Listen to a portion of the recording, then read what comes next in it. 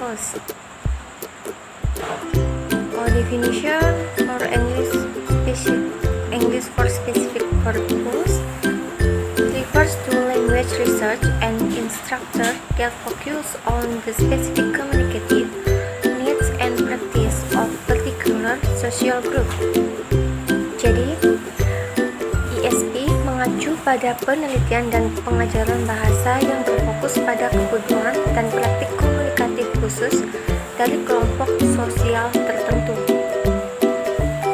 ESP has consistently been at the cutting edge of both theory development and innovative practice in applied linguistics, making a significant contribution to our understanding of the various ways language is used in particular communities.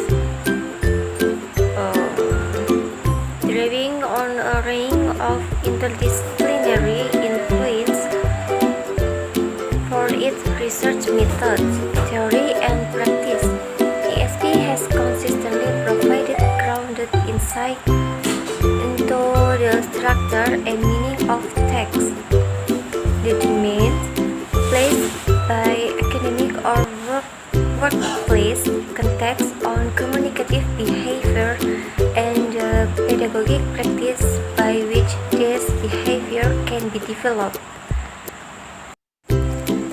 ESP secara konsisten menjadi yang terdepan dalam pengembangan teori dan praktik inovatif dalam linguistik terapan, memberikan kontribusi yang signifikan terhadap pemahaman kita tentang berbagai cara bahasa digunakan dalam komunitas tertentu, menggambar pada berbagai pengaruh interdisipliner untuk metode penelitian, teori, dan praktiknya.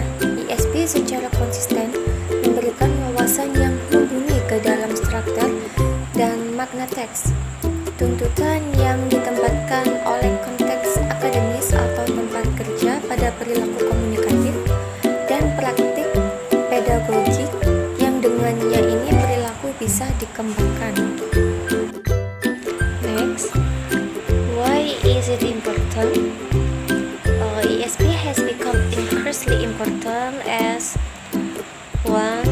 There has been an increase in vocational training and learning through the world. 2. With the spread of globalization has come the increasing use of English as the language of international communication. More and more people are using English in a growing number of occupational contexts. 3. Students are starting to learn and therefore master general English at a younger age and so move on to ESP at an earlier age. Jadi, kenapa sih ESP ini penting? Jadi, ESP menjadi sangat penting karena adanya peningkatan dalam pelatihan dan pembelajaran kejuruan di seluruh dunia, dan dengan penyebaran globalisasi telah meningkatkan penggunaan bahasa Inggris sebagai bahasa komunikasi internasional. Semakin banyak orang menggunakan bahasa Inggris dalam konteks pekerjaan yang semakin banyak, dan siswa mulai belajar dan karena itu menguasai bahasa Inggris umum pada usia yang lebih muda dan kemudian beralih ke ESP pada usia yang lebih dini. Jadi peningkatan jumlah pelajar yang diajar di sekolah menengah bahasa Inggris menggunakan pendekatan seperti CLIL atau Content and Language Integrated Learning. Di beberapa negara berbahasa Inggris, pemerintah meluncurkan inisiatif untuk membangun para migran ekonomi memperoleh keterampilan bahasa Inggris praktis yang diperlukan untuk berfungsi di tempat kerja, misalnya for work qualification di Inggris. Dirancang untuk membantu pemberi kerja dan karyawan mengakses kursus yang menawarkan keterampilan bahasa fungsional yang diminta di berbagai sektor ketenaga kerjaan. Beberapa guru takut melakukan transisi dari pengajaran bahasa Inggris umum ke pengajaran ESP. Ada juga bahaya bahwa guru ESP pemula hanya akan menggunakan materi yang mereka rasa nyaman dan tidak akan meregangkan siswa mereka. Menurut Bell tahun 2002, advocates the 3 Cs for helping teachers to improve their knowledge and skills in a particular area of ESP. 1. Curiosity. The teacher should be interested in the subject area and want to learn more. 2. Collaboration. Teachers should seek out subject specialists, show them their work, and ask for their feedback. 3. Confidence. Confidence will grow as teachers explore the new subject matter and with subject specialists and learn from their learners. Jadi menurut Bell, menganjurkan 3C untuk membantu guru meningkatkan pengetahuan dan keterampilan mereka di bidang ESP tertentu. Yang pertama, keingintahuan. Guru harus tertarik pada bidang pelajaran dan ingin belajar lebih banyak lagi. Yang kedua, kolaborasi. Guru harus mencari spesialis mata pelajaran, menunjukkan pekerjaan mereka dan meminta umpan balik kepada mereka. Dan yang ketiga, keyakinan. Keyakinan akan tumbuh saat guru mengeksplorasi materi pelajaran baru, terlibat dengan spesialis mata pelajaran dan belajar dari siswa tersebut. Next, absolute characteristic. 1. ESP is defined to meet psychological needs of the learners and how they will respond to temptation. Jadi ESP didefinisikan untuk memenuhi kebutuhan psikologis pelajar dan bagaimana mereka akan menanggapi godaan. Dan yang kedua, ESP makes use of underlying methodology and activities of the discipline it serves.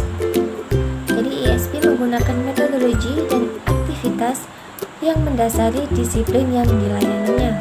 Dan yang ketiga, ESP is centered on the language appropriate to these activities in terms of grammar, lexis, register, study skills, discourse, and genre. Jadi ESP berpusat pada bahasa yang sesuai untuk kegiatan ini dalam hal tata bahasa, leksis, register, keterampilan belajar, wacana, dan genre. Next, different about ESP and ESL. The most important difference lies in the learners and their purpose for learning English. ESP students are usually adults who already have some acquaintance with English and are learning the language in order to communicate a set of professional skills and to perform particular job-related function. However, ESL and ESP diverge not only in the nature of the learner, but also in the aim of instruction. In fact, as a general rule, while in ESL all 4 language skills, listening, reading, speaking, and writing are stressed equally, in ESP it is a needs analysis that determines which language skills are most needed by the students, and the syllabus is designed accordingly.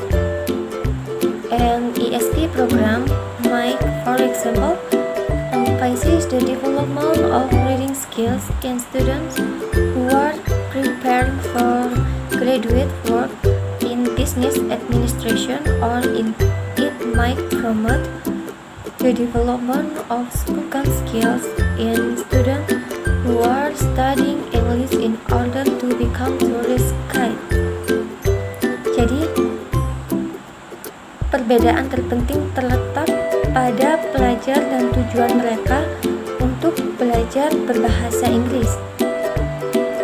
Siswa ESP biasanya adalah orang dewasa yang sudah mengenal bahasa Inggris dan sedang mempelajari bahasa untuk mengkomunikasi serangkaian keterampilan profesional dan untuk melakukan fungsi terkait pekerjaan tertentu.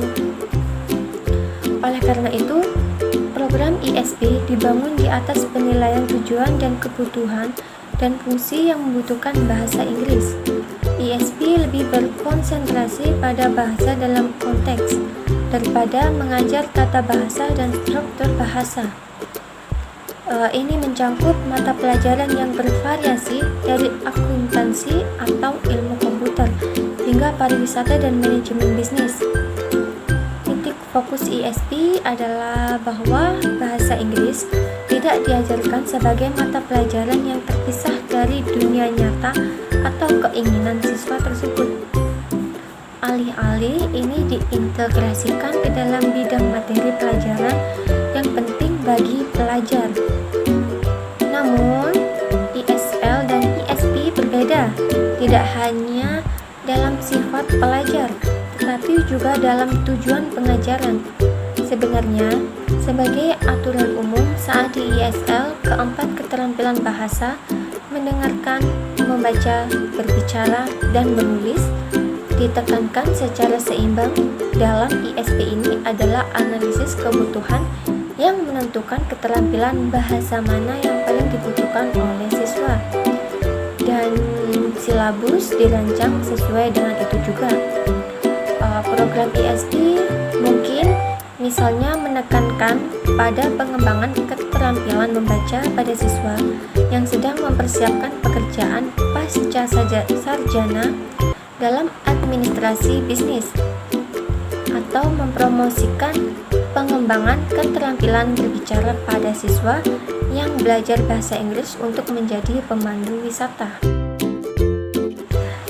Next, ISP assess needs and integrate motivation, subject matter, and content for the teaching of relevant skills. ISP menilai kebutuhan dan mengintegrasikan motivasi, materi pelajaran, dan konten untuk pengajaran keterampilan yang relevan.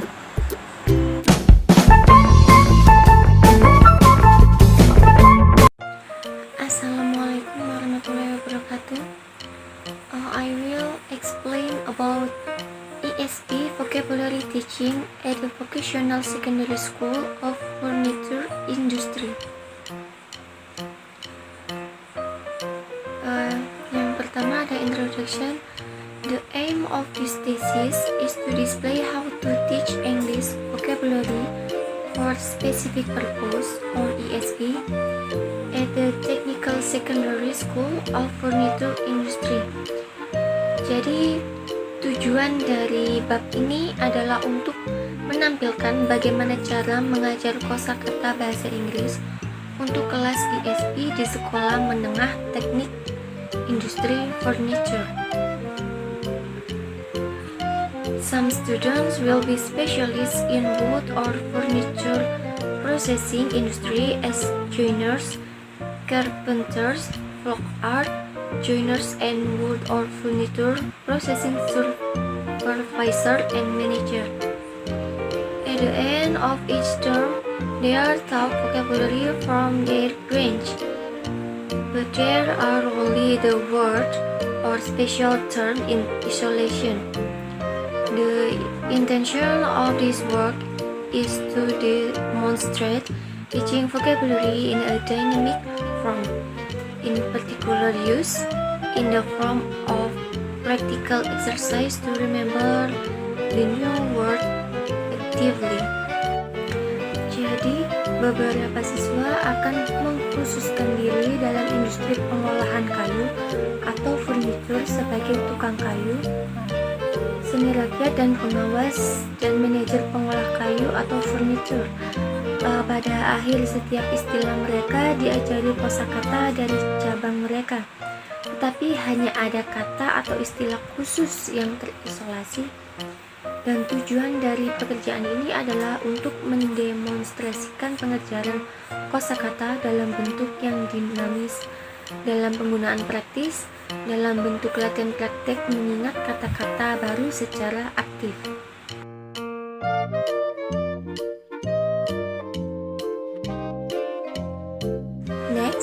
theoretical part. Yang pertama, ada karakteristik of the target groups. The target group discussed in this thesis includes adolescent vocational students between 15 and 20. It is not easy to learn English in this problematic age. Some students have negative attitude to studying theoretical subject at all. They may suppose of origin language not to be necessary for their future career. They often argue that they will not need to use English language as cabinet workers or carpenters. Moreover, there is a lack of English textbooks for vocational school. The material should be adequate to their needs and ability to acquire the language. Jadi, kelompok sasaran yang dibahas dalam bab ini mencakup siswa SMK. Siswa SMK remaja yang berusia antara 15 sampai 20. Tidak mudah belajar berbahasa Inggris di usia bermasalah ini. Beberapa siswa memiliki sikap negatif untuk mempelajari mata pelajaran teori sama sekali. Mereka mungkin mengira bahasa asing tidak diperlukan untuk karir masa depan mereka.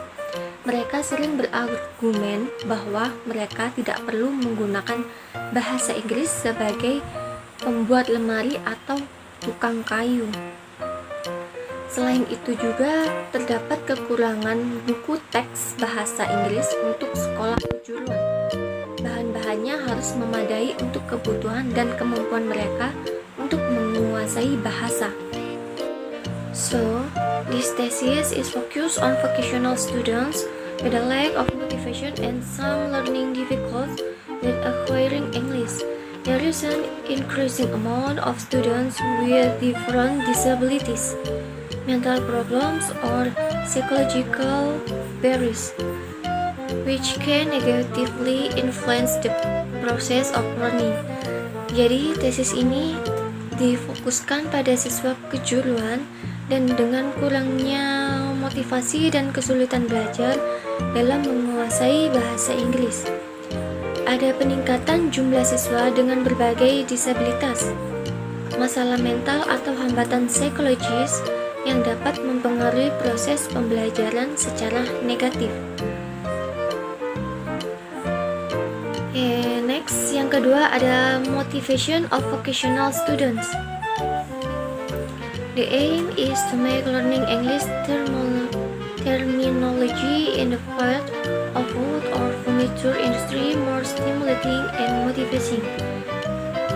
It is necessary to realize that students learning a foreign language may only learn well if you find a way to activate and encourage their desire to invest effort in a learning activity.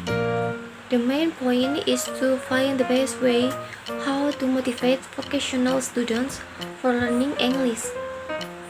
The age of the students is between 15 and 20, so it can be difficult to connect fun and studying thrill.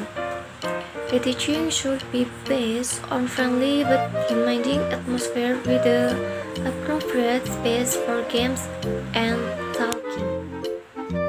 Jadi tujuannya agar pembelajaran terminologi bahasa Inggris di bidang industri kayu atau furniture lebih merangsang dan memotivasi. Perlu didasari bahwa siswa yang belajar bahasa asing hanya dapat belajar dengan baik jika kalian menemukan cara untuk mengaktifkan dan mendorong keinginan mereka untuk menginvestasikan tenaga dalam kegiatan belajar. Poin utamanya adalah menemukan cara terbaik untuk memotivasi siswa SMK untuk belajar bahasa Inggris.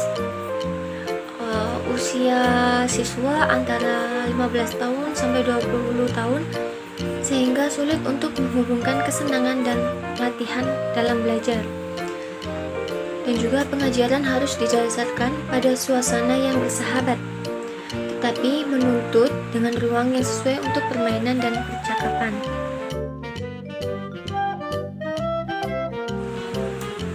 Dalam motivation of vocational students juga ada source of motivation.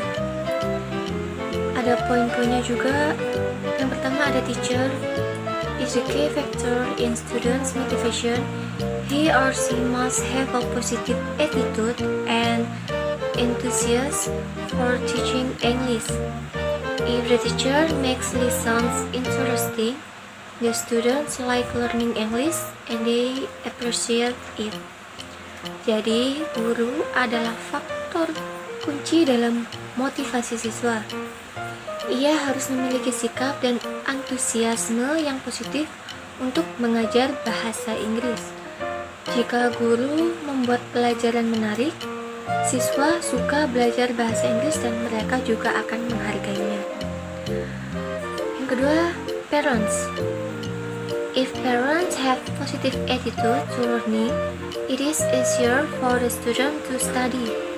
If family members do not accept the importance of learning a foreign language and emphasize it by unreasonable comment, frequent disturbing or not paying attention, then such atmosphere could be very demotivating.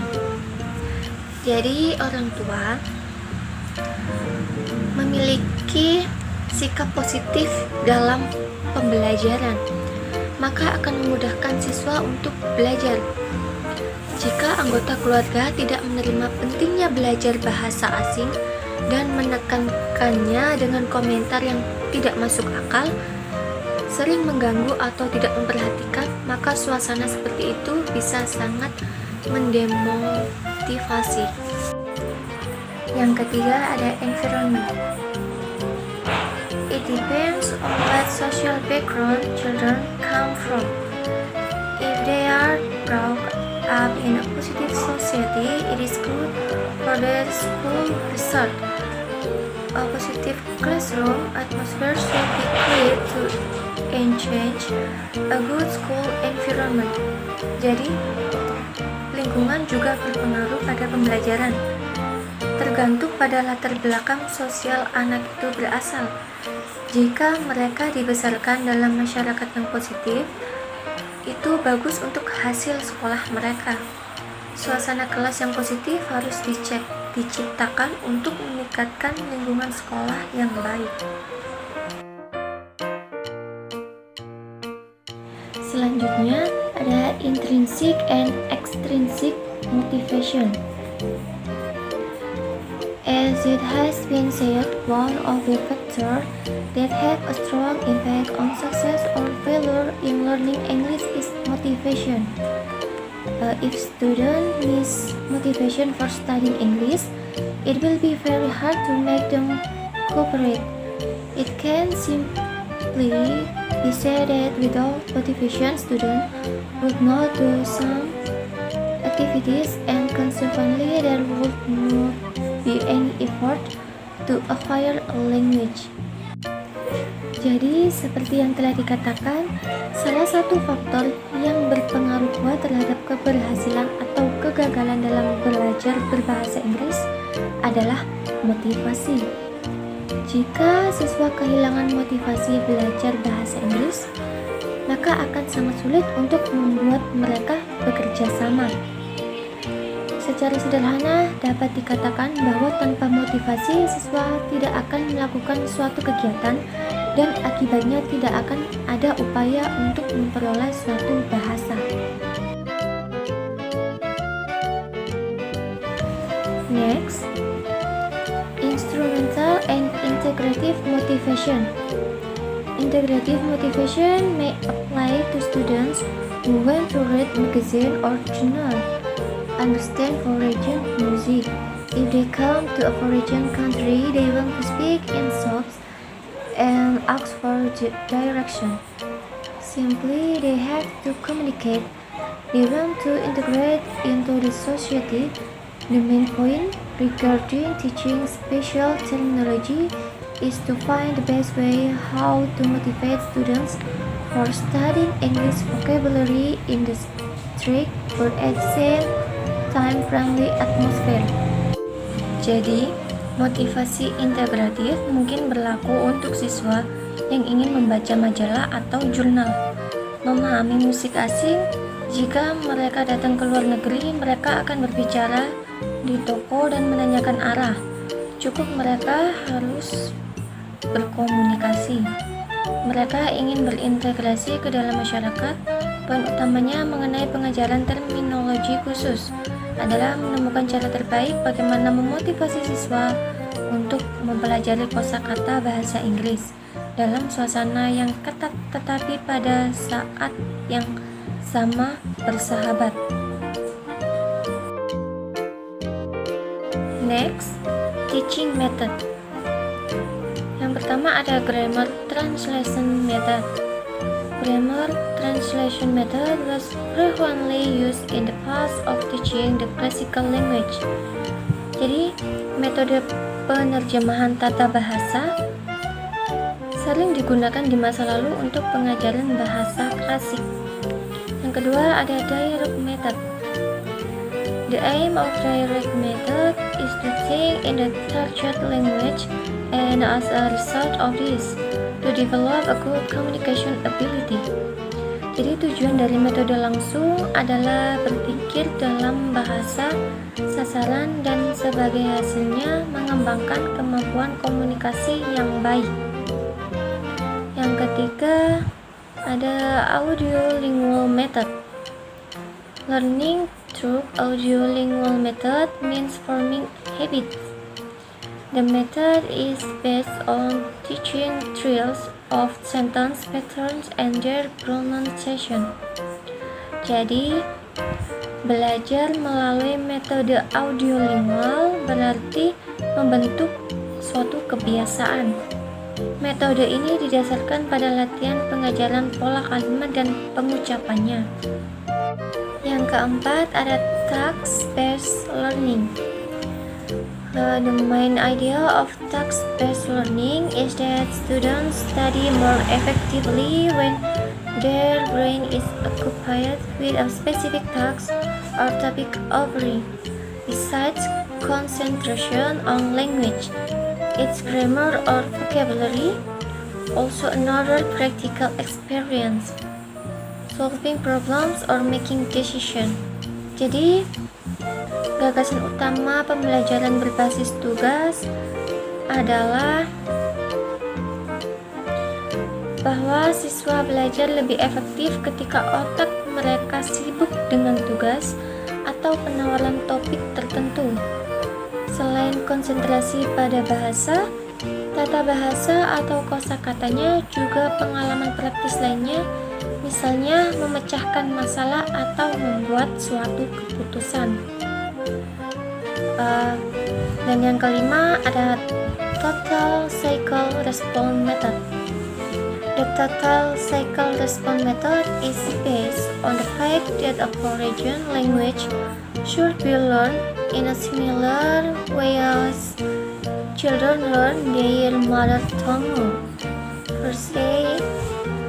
Firstly, they only listen to it and do what they are asked for. Jadi, metode respon fisik total didasarkan pada fakta bahwa bahasa asing harus dipelajari dengan cara yang sama seperti anak-anak mempelajari bahasa ibu mereka.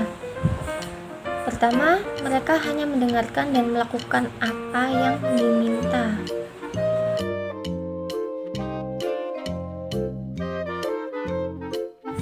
Oke, selanjutnya ada practical part atau bagian praktis. Yang pertama ada target students. Furniture industry vocabulary in use is aimed at students requiring English for practical use in technical field who have pre-intermediate knowledge of general English. Jadi dalam target student ini Kosakata industri furnitur yang digunakan ditujukan untuk siswa yang membutuhkan bahasa Inggris untuk penggunaan praktis di bidang teknis yang memiliki pengetahuan bahasa Inggris umum pra-menengah. Next, yang kedua ada linguistic objectives atau tujuan linguistik. Furniture industry vocabulary in use is a combination thematic or topic-based and semantic syllabus. The aim is to present technical material in the topics which are chosen as the most important for students specialists in the branch of wood or furniture industry. Jadi, tujuan linguistik kosakata industri furnitur yang digunakan adalah gabungan silabus tematik atau topik dan semantik. Tujuannya adalah untuk mempresentasikan materi teknis pada topik-topik yang dipilih dan paling penting bagi mahasiswa spesialis bidang industri kayu or furniture. Yang ketiga, target skills and materials atau sasaran keterampilan dan materi. The ability to extract information from written text includes a variety of skills connected, above all, with the content of a reading course. Among the most important is the capability to understand the main idea of a passage or scheming. Further skills involve the ability to find quickly specific information or scanning and intensive reading to get details. Jadi kemampuan untuk mengekstrak informasi dari teks tertulis mencakup berbagai keterampilan yang terkait, terutama dengan isi kursus membaca. Di antara yang paling penting adalah kemampuan untuk memahami gagasan utama suatu bagian atau scheming.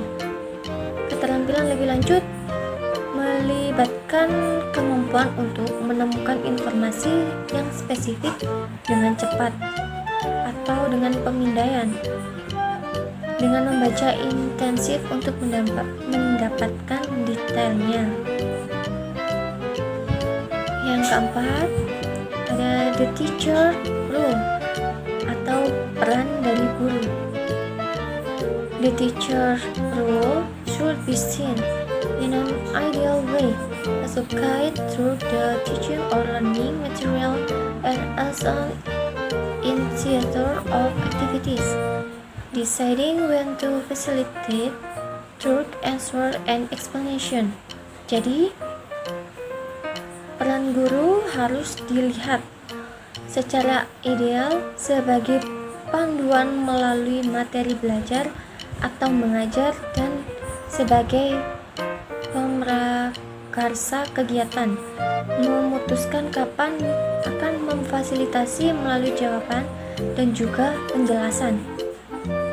Dan yang terakhir, yang kelima ada the student's role atau peran siswa.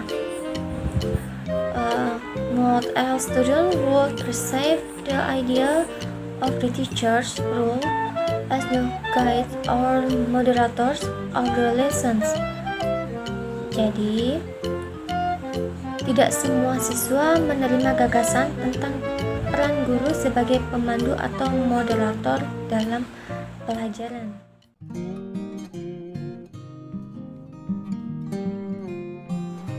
Next, ESP International Sample Lesson Plan. Sample Lesson Plan is more for measuring tools. The reason students of the vocational secondary school of furniture industry are supposed to work with measuring tools, and they should be able to speak about them as well as to understand the written or spoken text. Assumption: as is know each other. SS are ready to share and cooperate. SS have some experience with measuring tools. SS have some experience with doing practical activities in syllabus. between filling in the gaps and labeling the picture. SS are technically minded. SS should be encouraged by the topic which is known to them. SS knowledge of measuring device and measuring will be boosted through English vocabulary. Stage and procedure. The first lesson 45. Stage 1 introduction. Time 2 minutes. Introduction TSS. Aim to show that lesson has started, to let SS know what to expect and what is on the program. Procedure: greeting, class register, missing students, date, topic, signature. Stage 2 warming up. Time 5 minutes. Introduction TSS. Aim to get students thinking about the topic, to revise general English vocabulary, to develop pronunciation and speaking skill, to present new vocabulary, to provoke asking questions, getting information. The materials: folding and tape rule, square, caliper, markers. Procedure T. So the basic measuring tools grouped in the class. SS try to recognize and name the basic measuring tools which they have known from the previous studies. If SS do not know a tool, they are encouraged by T to ask question. What is it in English? How can we say it in English? And stage 3, vocabulary introduction 1. Time 10 minutes. Introduction TSS in pairs. Aim to introduce the new vocabulary from the first part of the topic, to practice the pronunciation, to give simple explanation. The materials: syllabus, whiteboard, and markers. Procedure: SS go through the new vocabulary one in pairs. SS have dictionaries to check pronunciation. SS read two new words and practice pronunciation with T. The problematic words are pronounced correctly. T correct pronunciation, gives a short explanation and marks the stress on the board. Stage 4, reading the text 1. Time 15 minutes. Introduction TSS. Aim to introduce the first set of new vocabulary in context, to practice reading and correct pronunciation of the noun words and English and metric measures or length. The materials: syllabus, whiteboard, and markers. Procedure: SS read the introduction of the text including the most important characteristic and tape measures. T draws SS attention to the correct pronunciation and reading the abbreviation of English measures, foot and inch. T accidentally checks the meaning of the words in the text. T focus SS attention on practice, the correct reading the English and metric measures under the vocabulary set. Jadi stage-nya ada sampai 9.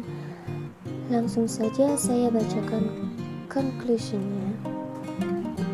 Conclusion: it was the rapid development of new technology at the beginning of 1990 that contribute to the formation of learners who started learning English not only for pleasure but also for specific purpose. They indispensably needed to understand manuals, to purchase or distribute products, or to read specialist textbooks and journals. English has become a global language of various industrial and business branches. There are more opportunities for success people to exploit not only their general English knowledge, but they can also study different subjects in English or provide qualified work.